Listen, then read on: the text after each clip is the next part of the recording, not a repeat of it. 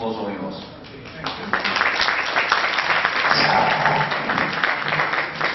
Kalishpera. Well, as you know, my topic is a Greek language,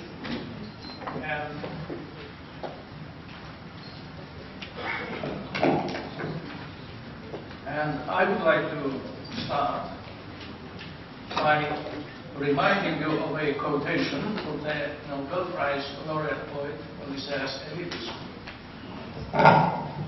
Τη γλώσσα μου έδωσαν ελληνική, το σπίτι φτωχικό στις αμμουδιές του ομίλου. Μονάχη έννοια η γλώσσα μου στις αμμουδιές του ομίλου. The language I was given is the Greek. My house, a poor one, is situated on homeless sandy shores. My only concern, my language, on homeless sandy shores.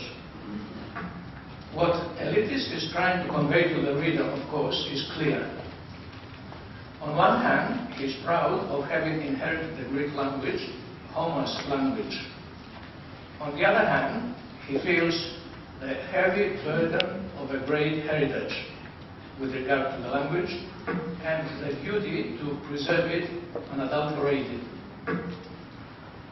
This language then, the Hellenic or Greek, Ελληνική ή Γρεκική ή Ρωμαϊκή, as it was called at certain periods, is the subject for our discussion. I am going to have a very brief and definitely inadequate look at the history of the Greek language, its origin, its various developments and changes, and finally, the state of the Greek language today. Let us start at the beginning. Let us start with some examples. Consider the words. You have these in your handout on the second page. Let us consider the words is in English, is in German, est in Latin, est in French, but pronounced est in Greek, esta in Indian. And let us also take some other words, father in English, fata in German, pater in Latin, and pater in Greek. Or, if you take the numbers 1, 8, 9, and you compare them in various European languages. It is obvious that there is a striking similarity between certain words in various languages. This similarity urged linguists to examine closely the associations among certain languages. A new field, the field of comparative linguistics, was created. Linguists were now able to establish certain patterns regarding the sound development, grammar modifications and changes, which have led to the formation of several languages, languages which have sprung from a common origin, from the same language family. In the case of Greek, we talk about its origin being Indo-European or belonging to the Indo-European family of languages. Taking into account the findings in related areas such as archaeology or paleontology, linguists believe that Indo-Europeans were the far ancestors of the Greeks. Indo-Europeans are believed to have inhabited the area close to the Caspian Sea, in the boundaries between Asia and Europe, from where, in the 5th millennium, they gradually spread east and west, stretching from India to Western Europe. The Proto-Hellenes, that is the Indo-European settlers who later came to be the Greek race, are believed to have separated from the main trunk of Indo-Europeans at about the 3rd millennium BC, at the end of which a new format of the language was almost completed. It took them at least 2,000 years to migrate to and gradually occupy the geographic region which was named Greece. Let us now have a look at the linguistic map regarding the Indo-European languages. You have that in your handout as the last page.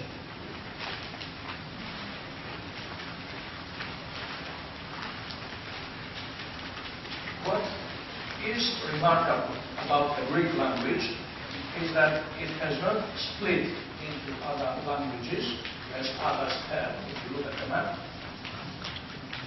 And it is distinguished for its continuity for about 5 millennia.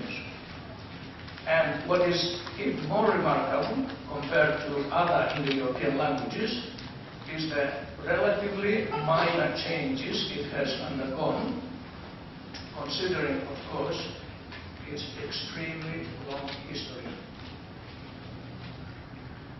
Indo-European languages are broadly divided into 2 subcategories, and you have that in your second page in the handout: Centum and Satem.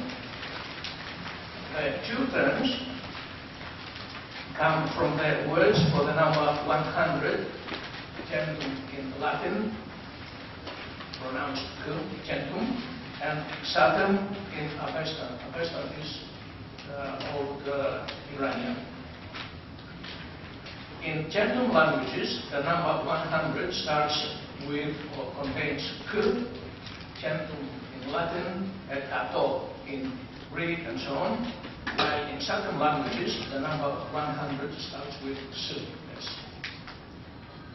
The distinction simply means that languages in each subcategory, centum and Satem, share common characteristics in the development of some consonant sounds. Similar comparisons show that the Greek language obviously belongs to the centum T. It possesses similar characteristics with the other Indo-European languages with regard to its vocabulary and structure. And in these regards, it differs radically from Semitic and Hamitic languages, that is, Hebrew and Arabic, and from some African and Asian languages. At about the end of the 3rd millennium, and before their movement to Greece, the Greek language differentiated itself from the other European languages and formed a new identity. Great changes occurred in the pronunciation of the consonants. One example will suffice here. Nasal consonants M and N become A in Greek, and by comparison, the same consonant in Latin become M and N. Compare, for example, the words etiam and nomen in Latin with the corresponding leca and onoma in Greek. And you have that example on your second page. Leca, onoma, etiam, and nomen, the corresponding Latin ones. At this time, further changes occur in grammar. Suffice only to mention here the abolition of 3 cases in noun declension: topiki, organiki, aferetiki. These were dropped. So Greek retains at this stage 5 of the 8 cases which originally existed, that is, the nominative, genitive, dative, accusative, and vocative. Today, of course, with the dropping of the dative, the tiki, we only have 4 cases, with genitive, geniti, becoming gradually weaker and being replaced by the accusative, etietiki. The movement of the Greeks to the southern part of the Balkan Peninsula occurred in waves and lasted from the 20th to the 12th century BC. When they settled in the new land, the Greek language was strongly influenced by the languages of the Greek Hellenes, Troelinus, who had inhabited the area beforehand. So, words which expressed the character of the Mediterranean terrain and culture were now incorporated in the Greek language. These include place names, islands, mountains, rivers, cities. 90% of the place names are pro-Hellenic in the Greek language. So, place names, we have Crete, Olivos, Ilissos, Athene, of course, only a few examples. Plants, Daphne, Kyriakos, animals, Galeos, Sparros, culture and administration, Megaron, Anax, gods, Aphrodite, Hermes. Pre-Hellenes were gradually assimilated by the Greeks, both linguistically and racially. Naturally, of course, this process took a long time. Linguistic and racial diversity existed for some time later. A good description of this for the island of Crete is given by Homer as follows.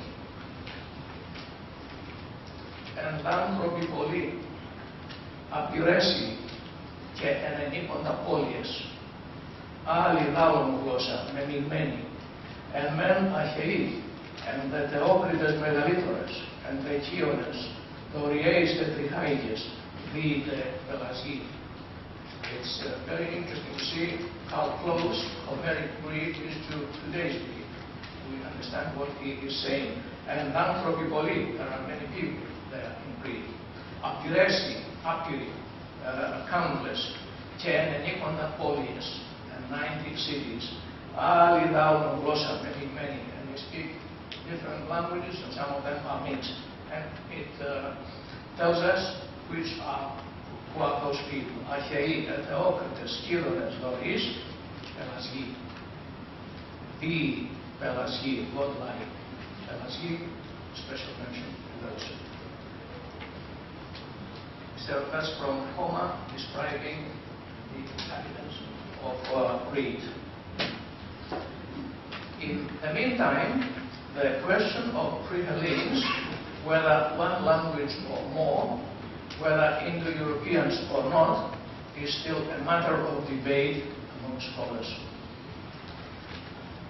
Apart from the assimilation of the pre-Hellenic elements in the Greek language, as would be expected, Greek also absorbed some words from the neighboring peoples' languages, such as Semitic, Egyptian, and Persians.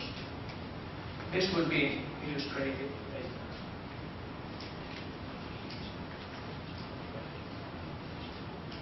Dialects. Differences in the Greek language were apparent before the movement of the Greeks in the land we know as Greece. Dialects, however, were only created after their settlement in the new land.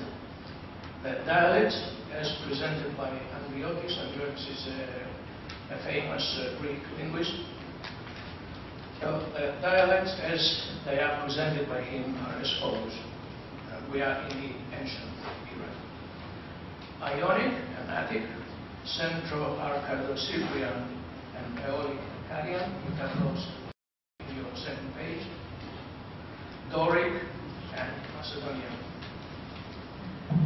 Differences in the form of each dialect were not restricted only to the oral language, but also extended to literature. In general terms, Ionians distinguished themselves in the epic poetry, Aeolians in the lyric verse, Dorians in the choral, chorica, that is the singing between acts of a play, and so on. In this way, various literary traditions were created, and poets, interestingly, did not write in the local dialect, but in the established language of the genre. Hesiodus, for example, though coming from Boeotia, where the Aeolic dialect is used, writes in Ionic, the epic language. As for prose, it is mainly written in the Attic dialect. We continue with classical